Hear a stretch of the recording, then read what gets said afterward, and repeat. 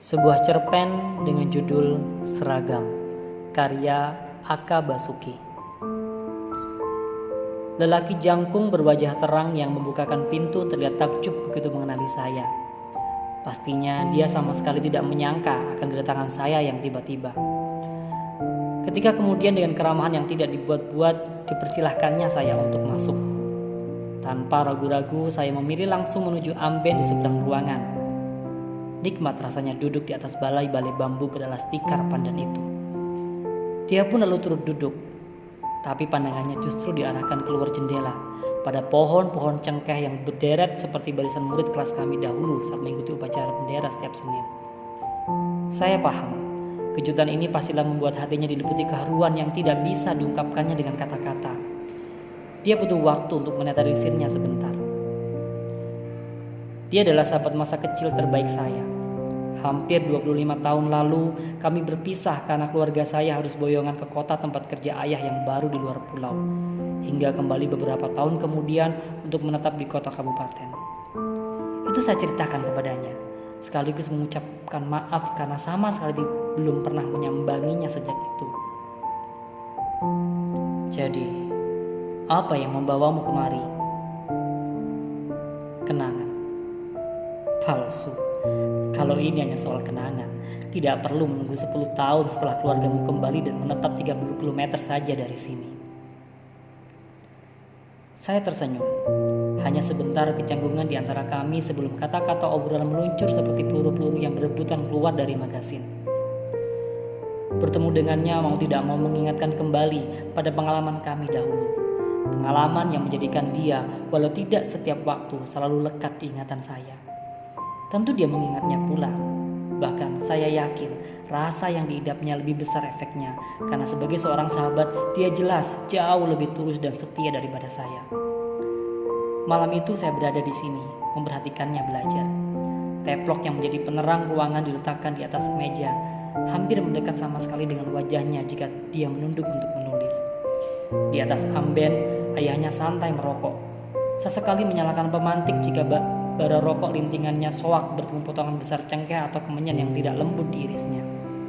Ibunya, seorang perempuan yang banyak tertawa, berada di sudut sembari bekerja memilih sabut-sabut kelapa menjadi tambang. Saat-saat seperti itu ditambah percakapan-percakapan apa saja yang mungkin berlaku di antara kami, hampir setiap malam saya nikmati. Itu yang membuat perasaan saya semakin dekat dengan kesahajaan hidup keluarganya. Selesai belajar, dia menyuruh saya pulang karena hendak pergi mencari jangkrik. Saya langsung menyatakan ingin ikut, tapi dia keberatan. Ayah dan ibunya pun melarang. Sering memang saya mendengar anak-anak beramai-ramai berangkat ke sawah selepas Isya untuk mencari jangkrik. Jangkrik-jangkrik yang diperoleh nantinya dapat dijual atau hanya untuk sebagai koleksi saja. Ditempatkan di sebuah kotak, lalu sesekali digelitik dengan lidi atau selai ijuk agar berderi kelantang. Dari apa yang saya dengar itu, proses mencarinya sangat mengasyikkan. Sayang, ayah tak pernah membolehkan saya. Tapi malam itu, toh saya nekat dan sahabat saya itu akhirnya tidak kuasa menolaknya. Tidak ganti baju? Tanya saya heran begitu dia langsung memimpin untuk berangkat. Itu hari Jumat, seragam coklat pramuka yang dikenakannya sejak pagi masih akan terpakai untuk bersekolah sehari lagi. Saya tahu, dia memang tidak memiliki banyak pakaian, hingga seragam sekolah biasa dipakai kapan saja. Tapi, memakainya untuk pergi ke sawah mencari jangkrik, rasanya sangat-sangat tidak elok. Tanggung, jawabnya. Sambil menggerutu tidak senang, saya mengambil alih obor dari tangannya. Kami lalu berjalan sepanjang galengan besar di areal persawahan beberapa puluh meter setelah melewati kebun dan kolam gurami di belakang rumahnya. Di kejauhan terlihat beberapa titik cahaya obor milik para pencari jangkrik selain kami. Rasa hati jadi tenang. Musim kemarau, tanah persawahan yang pecah-pecah, gelap yang nyata ditambah angin bersiuran di areal terbuka memang memberikan sensasi aneh. Saya merasa tidak akan berani berada di sini sendirian. Kami turun menyusuri petak-petak sawah hingga jauh ke barat. Hanya dalam beberapa menit, 2 ekor jangkrik telah didapat dan dimasukkan ke dalam bumbung yang terikat tali rafia di pinggang sahabat saya itu. Saya mengikuti dengan antusias, tapi sendal jepit menyulitkan saya karena tanah kering membuatnya berkali-kali terlepas. tersangkut atau bahkan terjepit masuk di antara retakan-retakannya. Tunggak batang-batang padi yang tersisa pun bisa menusuk dan menyakiti telapak kaki. Tapi melihat dia tenang-tenang saja walau tak memakai alas kaki, saya tak mengeluh karena gengsi.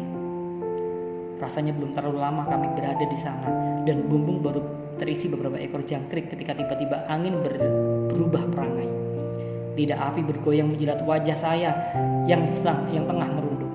Kaget, pantat obor itu justru saya angkat tinggi-tinggi sehingga minyak mendorong sumbunya terlepas. Api dengan cepat berpindah membakar punggung saya. Berguling! Berguling! Terdengar teriakannya sembari melepaskan seragam coklatnya untuk dipakai menyabet punggung saya. Saya menurut dalam kepanikan.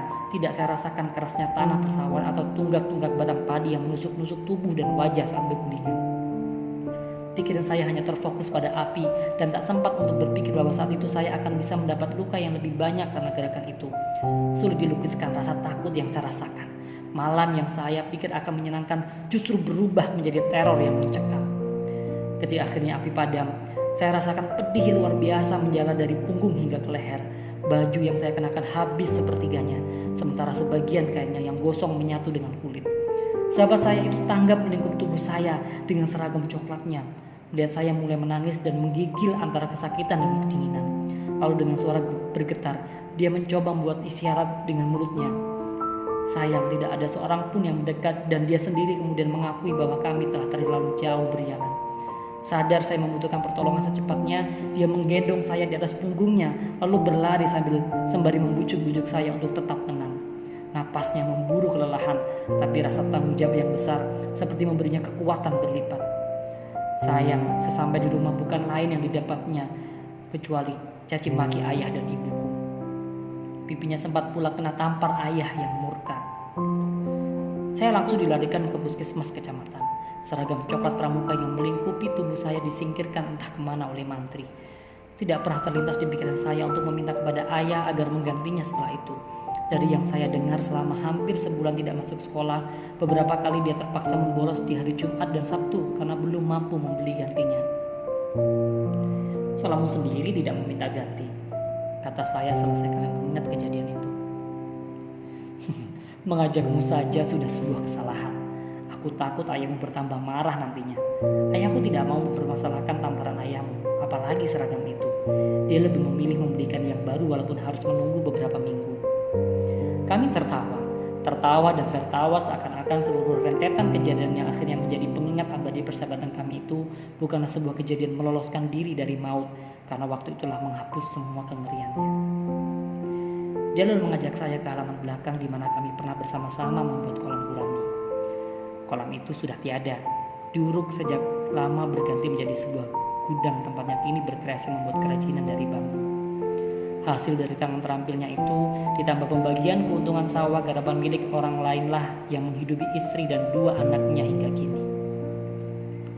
Ayah dan ibunya sudah meninggal, tapi sebuah masalah berat kini menjeratnya. Dia bercerita, sertifikat rumah dan tanah peninggalan orang tua justru tergadaikan. Kakakku itu masih sama sifatnya seperti kau mengenalnya dulu. Hanya kini semakin tua, dia semakin tidak tahu diri. Ulahnya, dia mengangguk.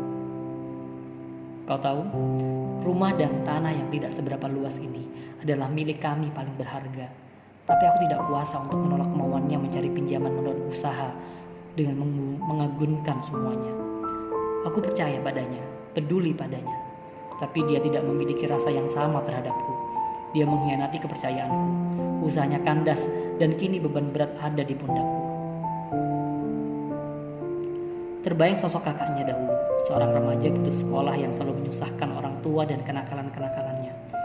Kini setelah beranjak tua, masih pula dia menyusahkan adik satu-satunya. Kami akan bertahan, katanya tersenyum saat melepas saya setelah hari beranjak sore. Ada kesungguhan dalam suaranya. Sepanjang perjalanan pulang, pikiran saya tidak pernah lepas dari sahabat saya yang baik itu. Saya malu. Sebagai sahabat, saya merasa belum pernah berbuat baik padanya. Tidak pula yakin akan mampu melakukan seperti yang dilakukannya untuk menolong saya di malam itu. Dia telah membuktikan bahwa keberanian dan rasa tanggung jawab yang besar bisa timbul dari sebuah persahabatan yang tulus. Mata saya kemudian melirik seragam dinas yang tersampit di sandaran jok belakang. Sebagai jaksa yang baru saja menangani satu kasus perdata, seragam itu belum bisa membuat saya bangga.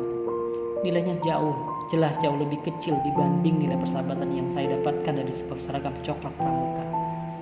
Tapi dia tidak tahu, dengan seragam dinas itu, sayalah yang mengeksekusi pengosongan tanah dan rumahnya.